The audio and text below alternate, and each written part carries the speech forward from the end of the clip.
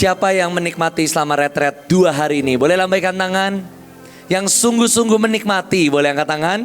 Meskipun mungkin kasurnya kadang gak enak, teman-teman yang ngorok gitu ya. Tapi siapa yang pengen terus-terusan retret? Boleh angkat tangan?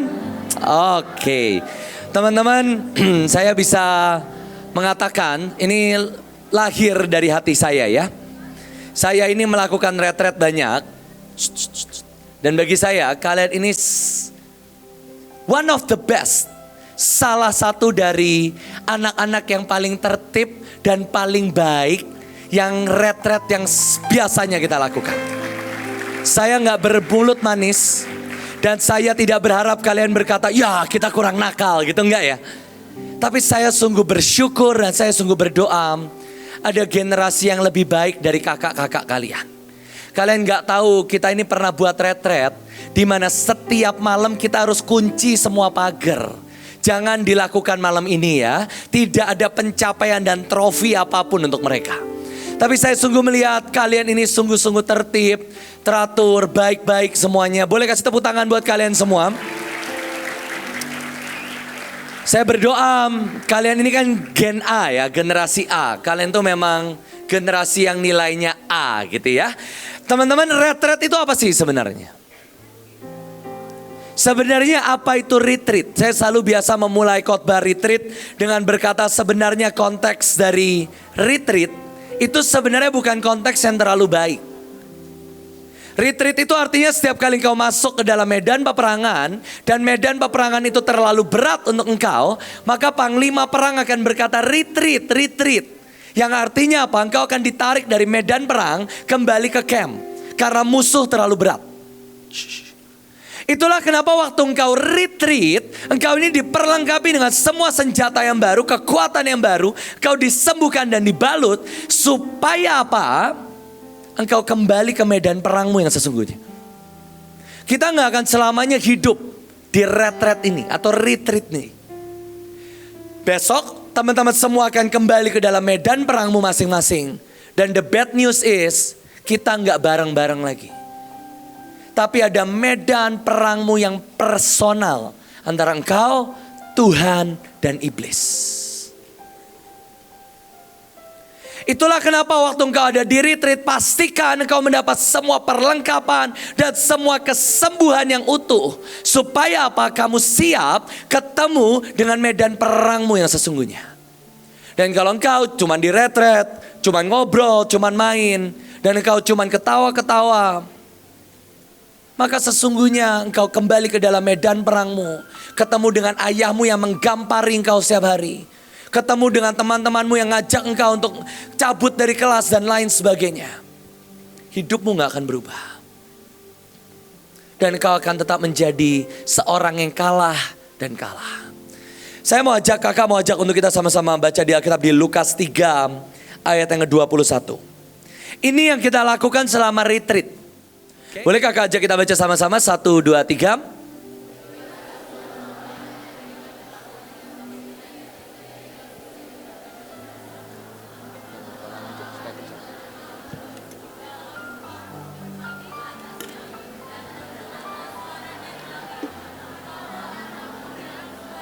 Kepadanya, iya. Saudara, ini adalah 2 ayat yang setelah ayat ini di Alkitab ditulis Yesus memulai pelayanan. Oke, habis ini kita akan baca. Tapi ada 2 ayat yang mendasari sebelum Yesus mulai pelayanan. Ya, saya boleh minta perhatiannya sebentar ya. Ini adalah 2 ayat yang kemudian setelah ini Yesus diluncurkan. Yesus, Tuhan kita diluncurkan selama 30. Tapi setelah ayat ini Yesus diluncurkan. Dan Yesus menyembuhkan orang sakit, membangkitkan orang mati, memberi makan 5.000 orang, dan melakukan misi keselamatan mati buat kita semua. Ya, ayatnya boleh ditampilkan sekali lagi. Maka kita akan tahu sebelum Yesus memulai pelayanan ada 5 hal yang Yesus harus hadapi. 1, Yesus harus dibaptis. Saya mau tanya siapa yang di sini belum dibaptis air? Boleh angkat tangan? Gak apa-apa, pulang dari tempat ini, cari pendetamu, cari kakak mentormu, cari kakak pembimbingmu, minta dibaptis. Oke? Minta ke pendetamu di gereja, minta dibaptis. Kak, saya gak punya gereja, oke? Datangi kakak-kakak mentor. nanti kami akan membaptis. Kak, nanti baptisnya asal-asalan. Enggak, kami punya surat. Kalian mau gereja apa? Gereja JKI, GBI, kami punya. Sinar kami punya. Kalian mau sinode apa? Setelah Yesus dibaptis, kemudian di Alkitab ditulis lalu terbukalah langit. Dan hal kedua yang Yesus terima apa? Roh Kudus. Siapa yang kemarin berdoa dan dan kemudian terima baptisan Roh Kudus, salah satu cirinya adalah bahasa roh. Boleh angkat tangan? Boleh angkat tangan? Angkat tangan yang tinggi. Oke, luar biasa. Oke, masih banyak yang belum? Nggak apa-apa, nanti Kak Evan remedial lagi. Tapi setelah Yesus dibaptis, hal kedua yang Yesus terima apa? Roh.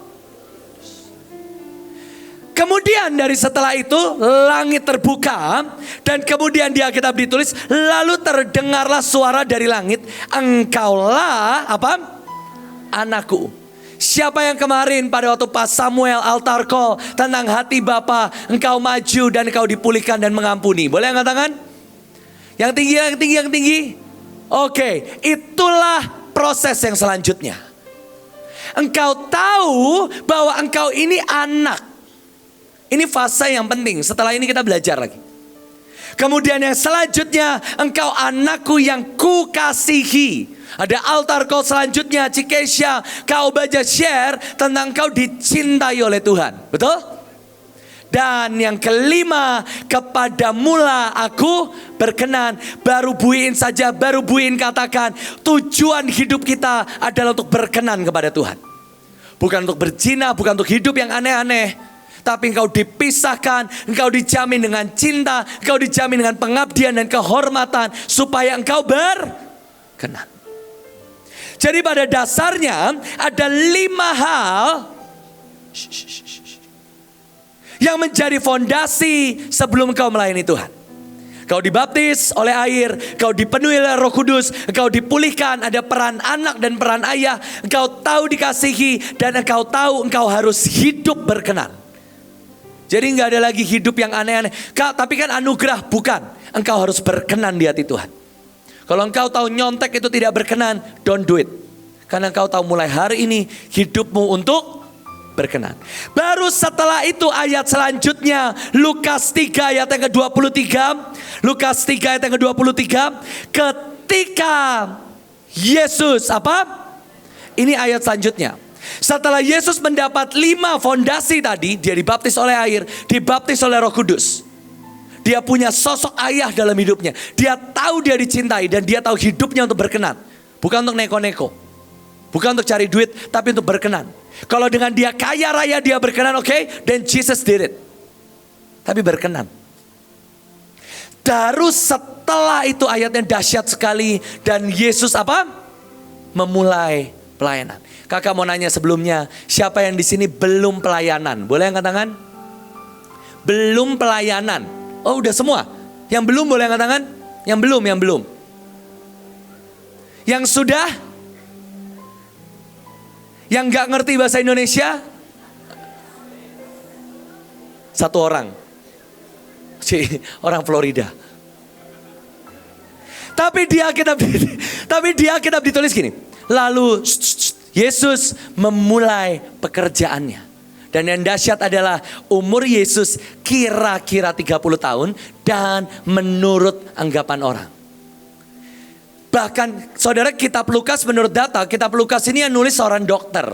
Dan dia adalah penulis paling intelek dari Matius, Markus, Lukas, Yohanes. Tapi bahkan orang yang paling intelek sekalipun berkata umur Yesus adalah kira-kira.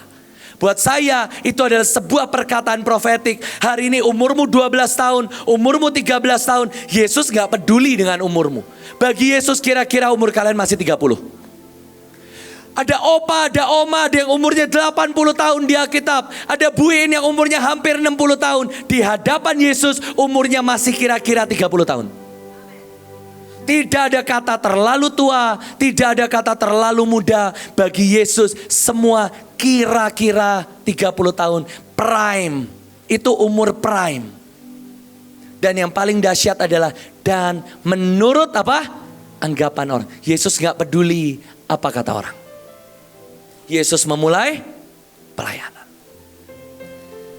Adik-adik, hari ini kakak mau tunjukkan kalian sesuatu. Boleh saya minta dengan hormat, sahabat-sahabat saya, para panitia semua, bisa jejer di depan. Jangan ditunjukin dulu kertasnya. Ini adalah kakak-kakak yang melayani. Boleh kasih tepuk tangan buat para panitia. Oke, yuk jejer ya. Rata-rata mereka single. Jadi available. Oke. Udah jejer. Oke. Yang paling ganteng yang drummer ya. 14 tahun single guys. Oke. Nggak available, nggak apa-apa. Nanti kokonya bisa negoin. Adik-adik, mereka ini pegang kertas. Nama mereka siapa, umur mereka berapa, dan apa yang sudah Tuhan buat dalam hidup mereka. Saya mau kalian buka mata kalian dan baca. Boleh dibuka semua?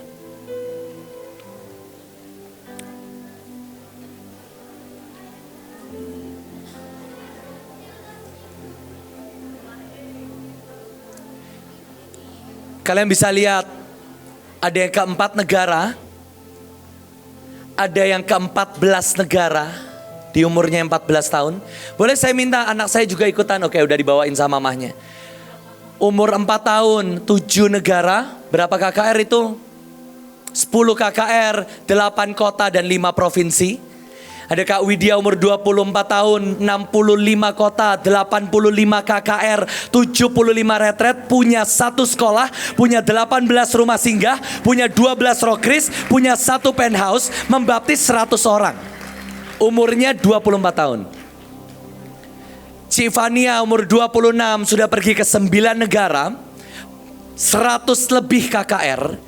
Ada Kak Obaja di umur yang 30 tahun, 130 KKR, 13 negara. Teman-teman bisa baca. Punya saya mana? Ini punya bosnya.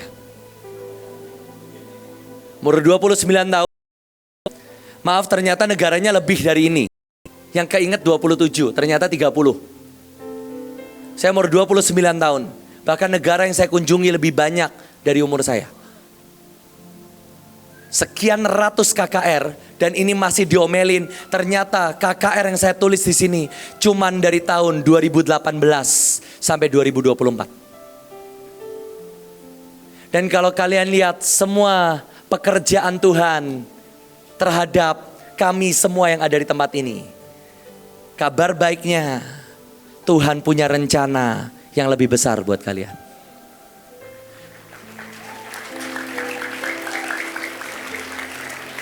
Mereka bukan orang-orang yang lebih baik dari kalian.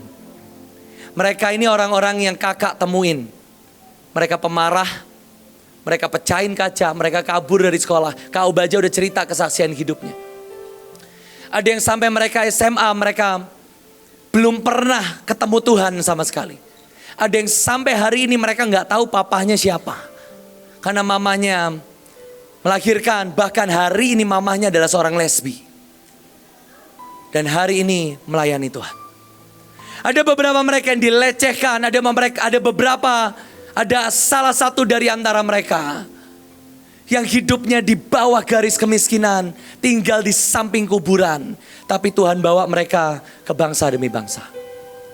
Saya mau katakan buat setiap kalian, saya tidak mau melakukan yang sama buat setiap kalian, tapi sesuatu yang jauh lebih besar dari yang pernah kakak-kakak kalian buat. Kalau kalian lihat, Kak, mana mungkin sih Kak, lihat. Ini pekerjaan Tuhan yang Tuhan buat di tengah-tengah. Bukan kami, kita. Boleh saya minta kalian semua tetap di depan. Dan inilah visi Tuhan buat setiap teman-teman semua. 1 Yohanes 2 ayat yang ke-14. Aku menulis kepada kamu, hai anak-anak. Boleh saya minta kalian jejer sampai ke pinggir, supaya teman-teman yang lain boleh lihat. Tapi jangan di tengah-tengah mereka ya, pinggir ya. Beberapa tetap di depan ya, tolong. Aku menulis kepada kamu, hai apa? Ya, sembari kalian boleh baca, gak apa-apa. Hai anak-anak, karena kamu, tapi ternyata itu bukan level terakhir.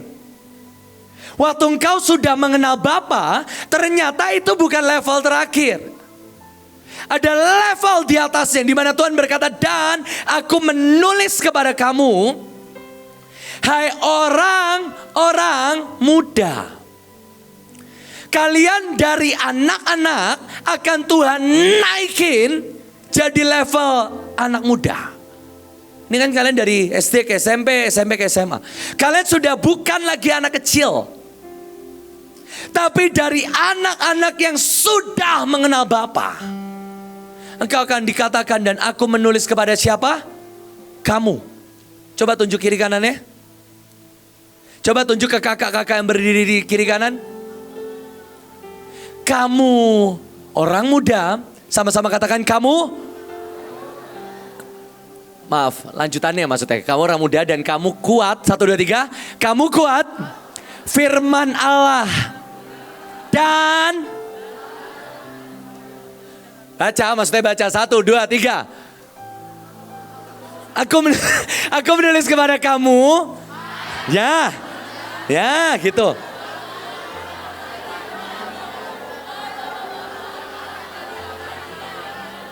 Siapa yang di sini dari Samaria Kudus? Oke. Adik-adik saya ya. Yang di sini dari HBB, bukan Habibi kau baca. Saya tahu Habibi presiden yang luar biasa, tapi mereka lebih dahsyat dari itu. Yang di sini dari Sekolah Mahanaim? Dari Pemenang? Oke, yang dari sekolah-sekolah lainnya? Boleh angkat tangan? Oke. Kalian tidak akan berhenti cuma di mengenal Tuhan. Kakak akan selesai dan kakak akan tutup. Kalian gak akan berhenti. Mengenal Tuhan itu fondasi. Tapi itu bukan tujuan akhir. Boleh lihat kakak lagi? Mengenal Tuhan dan semua pertobatan yang kalian terima selama retret.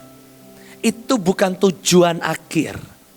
Tujuan akhirnya apa? Kamu akan kuat, firman Allah diam dalam kamu. Kamu mengalahkan yang jahat. Dan kamu akan pergi ke bangsa-bangsa. Seperti semua teman-temanmu.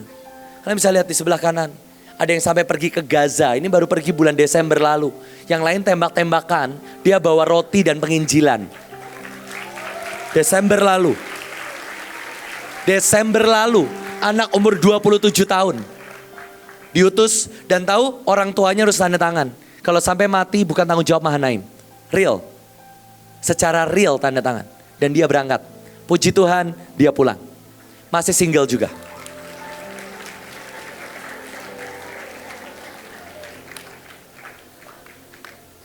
Yang baju merah, Michael Aldi. Dia bukan penyanyi yang terbaik.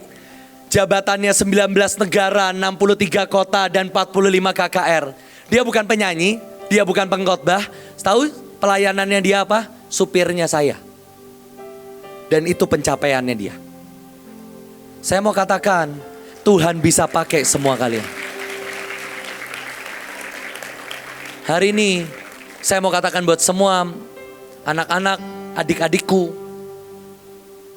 Dari Samaria Kudus, dari Mahanaim, dari Harapan Bagi Bangsa, Pemenang, semua sekolah, semua rumah roh Kris, semua rumah roh dan semuanya.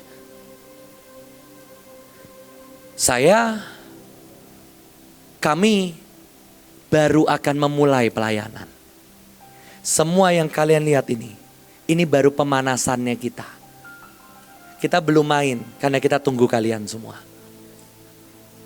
Kita masih akan pergi ke Pakistan. Kita akan masih pergi ke Kutub Utara mungkin.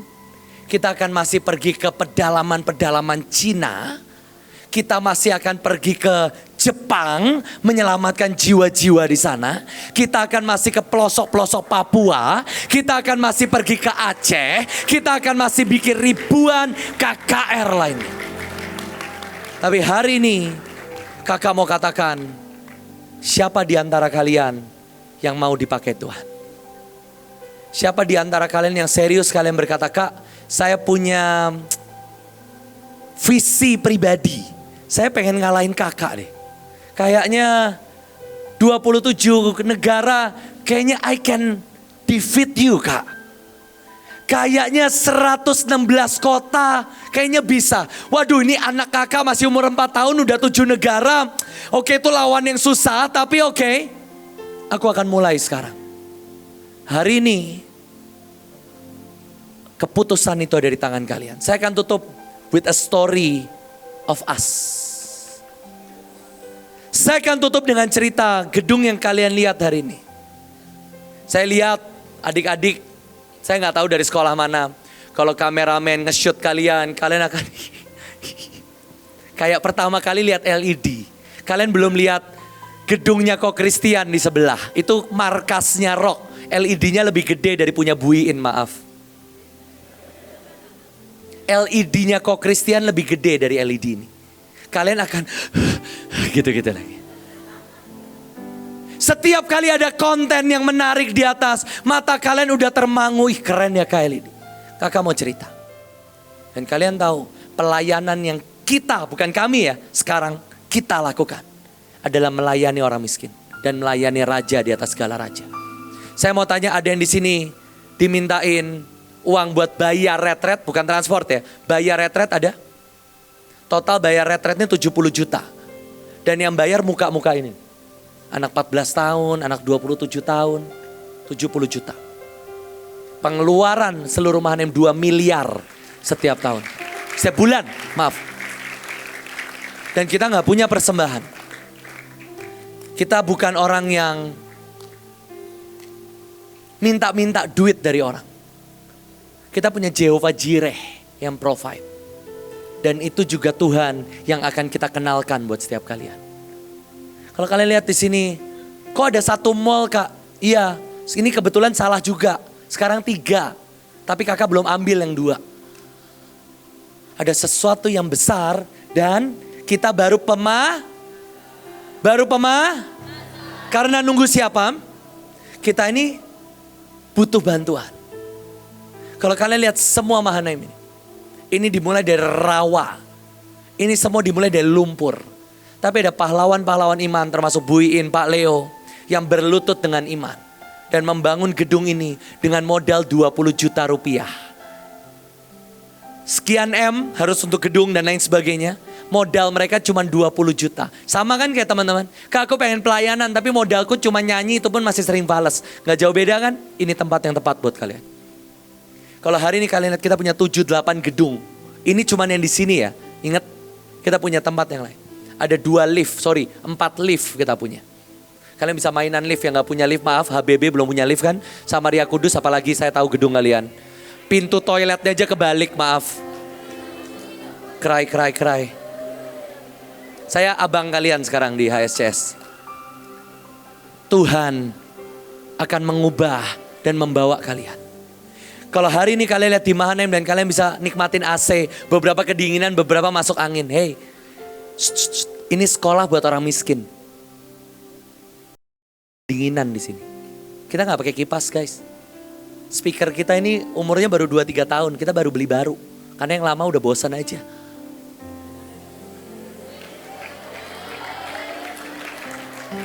Kita baru renovasi gedung di Tangerang. Itu 3 miliar totalnya. Tempatnya ya HSCS juga beberapa udah pernah ke sana. Tapi itu semua dimulai dari modal 20 juta, enggak banyak. Tapi kakak mau bilang buat setiap kalian, asal kalian mau aja. Asal kalian mau aja. Tutup Alkitabmu, taruh semua twirlingnya taruh dulu. Hari ini yang kakak mau buat. Kakak mau minta, akan ada kakak-kakak yang berdiri di depan dan sekitar kalian. Dan kalian setiap sekolah, setiap panti asuhan, kalau kalian serius dan kalian berkata, Kak, count me in. Aku mau jadi bagian dari pelayanan ini. Aku mau jadi bagian dari pekerjaan Tuhan yang besar. Kak, aku gak mau cuma selesai, hore tepuk tangan, nanti pulang minta foto sama Kak Obaja enggak. Aku mau mengalahkan abang-abang dan orang-orang yang ada di sini. Yang 9 negara, 2 negara, 58 rumah singgah, 5 bayangin gak? Coba lihat mukanya Kak Jen, boleh maju dikit. Tuh kamu berapa KKR? 50, masih ditambah plus lagi. 50 kali khotbah. Maaf. Pendeta kalian aja belum tentu, maaf dengan hormat. Tapi kalau kalian lihat, Tuhan bawa kakak-kakak di tempat ini. Semua kalian yang di Samaria Kudus, HSCS, kalau kakak selalu katakan Holy Shalom, kalian bisa datengin Kak Widya. Mana Kak Widya? Karena Kak Widya sana. Kalau kalian dari Pan Bagi Bangsa, kalian bisa datengin Kak Evan dan Kak Fiona. Tangan sebelah sana. Kak Fiona. Kalau kalian dari sekolah Mahanaim, kalian akan datengin Kak Christian. Nanti saya minta Kak Christian tolong pindah supaya nggak terlalu padat di sana. Kak Christian di pilar situ. Kalau kalian tahu dari sekolah Mahanaim, sana. Kalau kalian tahu kalian dari sekolah Mahanaim atau baru masuk Mahanaim, welcome to the family. Tapi Kak Christian yang akan jadi gembala kalian. Kalau kalian tahu kalian dari sekolah dari seluruh Jakarta, kalian bisa datengin Kak Efrat. Kak Efrat boleh angkat tangan? Ini Kak Efrat. Ini bosnya semua sekolah-sekolah.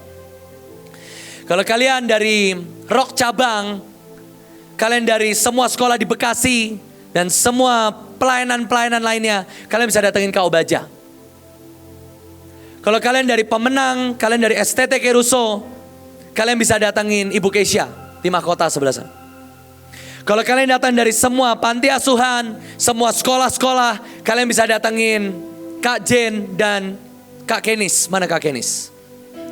Dan kalau kalian mau berdiri buat anak-anak, bukan buat kalian ya, buat generasi di bawah kalian, tolong datengin gembala paling ganteng kita, Koko Jedi.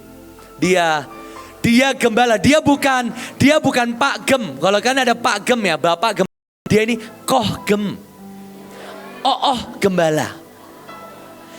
Semua anak SD, dia juragannya. Kalau kalian mau berdiri buat anak-anak, datengin Kokoh yang satu. Please jangan dimintain nomor handphone. Jangan dijadiin berondongnya kalian. Please sekali. Dan kalau kalian sisanya, semua yang tadi saya nggak sebut ada dari panti asuhan. Tadi sudah ya, yang panti asuhan kalian bisa datengin Ibu Kenis. Dan semua sisanya kalian bisa datengin semua kakak-kakak yang di sini. Kalau kalian ada dari Depok, kalian Bogor, kalian bisa datengin Kak Yeho. Itu Kak Yeho ya paling belakang ya. Dekat toilet Kak Yeho. Dari Bogor, dari Depok, datengin dia. Hari ini, sore malam hari ini, kakak mau kalian ambil keputusan. Kakak gak mau ini jadi ikut-ikutan. Dari kemarin saya lihat banyak yang ikut-ikutan. Ini keputusan. Waktu nanti kalian datang dan kalian minta didoakan sama mereka. Mulai hari ini, kalian tidak pernah dipanggil jadi domba. Oh ya domba, dirawat. Kak aku ini punya sakit hati kak, tolong dengerin aku kak. Kalian akan dilatih jadi pasukan. Yes, Tuhan mengajarkan kita punya telinga seperti domba. Tapi ingat, dia adalah juga singa dari Yehuda. Dan itu yang akan dilatih di tempat ini. Kalian gak akan dilatih jadi dede-dede emes. Kojos sudah gak butuh dede-dede gemes. Udah banyak dede-dede gemesnya. Kojos gak buka pendaftaran buat jemaat yang unyu-unyu, yang lucu-lucu enggak. Kakak butuh pahlawan yang siap diutus ke Gaza, yang siap diutus ke Palestina, yang siap diutus ke Afrika. Bulan Agustus kakak akan pergi ke Afrika sama Kokoh ganteng ini juga. Ngapain kak? Kita mau baptis orang lagi. Tahun lalu kita baptis 100 orang di sungai. Not bad. Tahun ini kita buat yang lebih banyak. Di sungainya Afrika loh ya. Kalau Kok Christian masih baptisnya lokal.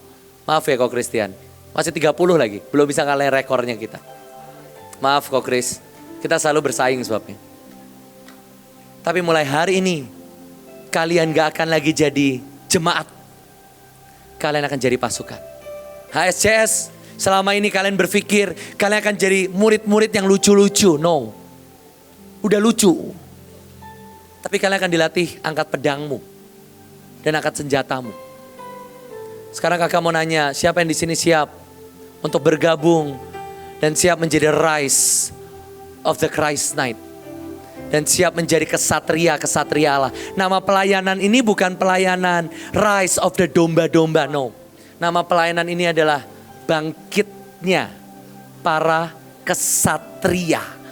Kesatria nggak duduk paling belakang. Di zaman COVID kita nggak ngumpet di belakang.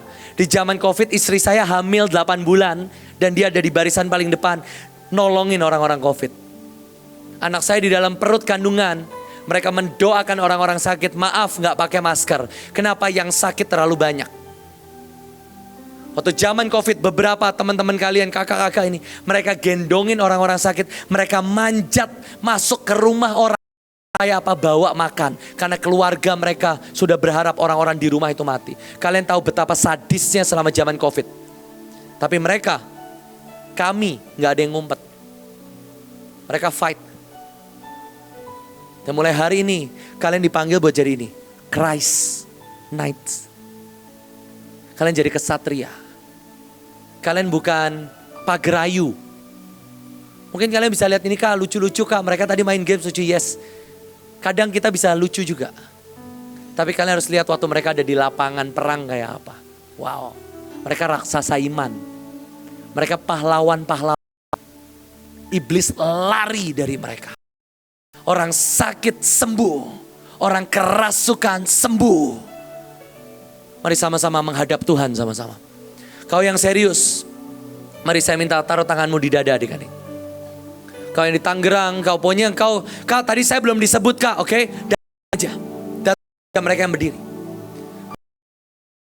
Taruh tanganmu di dada. Ay, boleh saja kita sama-sama sembah Tuhan sama-sama.